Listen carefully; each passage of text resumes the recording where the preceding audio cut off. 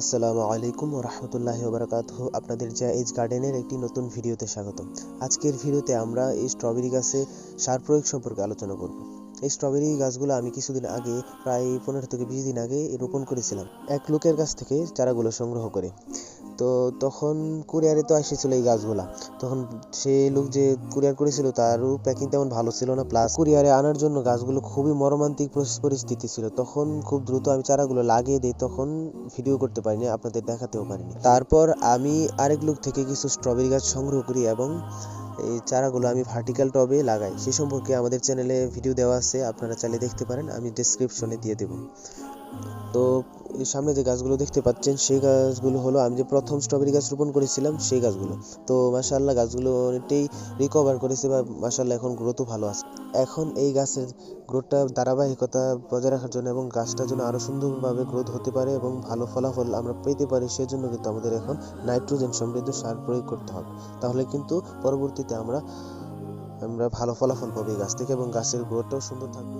আর এই স্ট্রবেরি গাছগুলো কিন্তু আমি জৈবিকভাবে চাষ করতেছি, মানে আমি এর মধ্যে এ পর্যন্ত কোনো রাসায়নিক সার প্রয়োগ করি না, ইনশাআল্লাহ এখনও প্রয়োগ করব না। এখন যে আমরা এই সার প্রয়োগ করব এটি একটি লিকুইড সার, যা হলো সরিষার খোল পচানো পানি। দেখতে পাচ্ছেন এই পানিটা, এই পানিটা আমি এখন এটার মধ্যে প্রয়োগ করব। এটা কিভাবে বানিয়েছি, কিভাবে বানাতে হয় এটা এখানে দিয়ে আর ভিডিওটাকে লম্বা করব না, ডেসক্রিপশনে লিঙ্ক দিয়ে দেবো এবং ফেসবুকে ফার্স্ট কমেন্টে লিঙ্ক দিয়ে দেবো, আপনারা সেখান থেকে দেখে নেবেন এটা কিভাবে বানাতে হয়। এটা আমরা এখন ফুল আসা পর্যন্ত এটাকে আমরা ধারাবাহিকভাবে 2 সপ্তাহ পর পর যদি আমরা এটা গাছের মধ্যে দেই তাহলে কিন্তু আমাদের গাছের গ্রোথটা অনেকটাই ভালো থাকবে। আর ফুল আসার সময় কি পরিচর্যা করতে হয় বা কি সার প্রয়োগ করতে হয় সেই সম্পর্কে ইনশাআল্লাহ পরবর্তীতে এই চ্যানেলে ভিডিও দেওয়া হবে, আপনারা এই চ্যানেলের সাথেই থাকুন। এখন আমরা এই সারটা আমাদের কাছে প্রয়োগ করব।